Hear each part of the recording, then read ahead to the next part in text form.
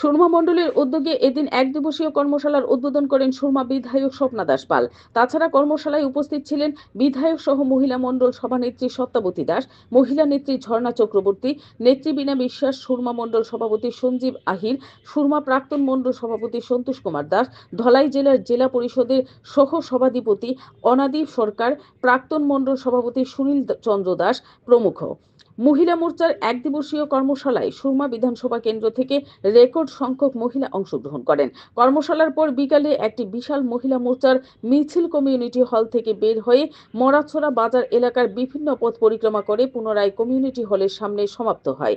কর্মশালায় সুরমা বিধানসভা কেন্দ্রের বিধায়ক স্বপ্না দাস পাল বলেন, 2014 ইংরেজি সাল থেকে ভারতের প্রধানমন্ত্রী নরেন্দ্র মোদী দায়িত্ব নেওয়ার পর মহিলা মোর্চার শক্তিকে বৃদ্ধি করেছে।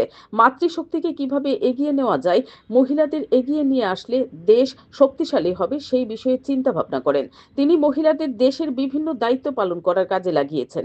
মহিলারা যাতে স্বনির্ভর হতে পারে সেই বিষয়ে উদ্যোগ গ্রহণ করেন। তাছাড়া কর্মশালায় বক্তব্য রাখেন উপস্থিত অতিথিরা। Bureau report, BTV Tripura news.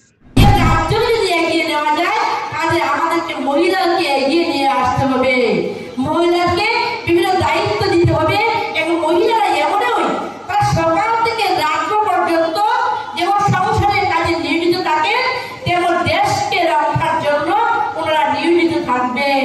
মহিলা আজকে আর পিছিয়ে নয়, এ দেশের মধ্যে যা কিছু রয়েছে অর্ধেক নয় অর্ধেক নারী।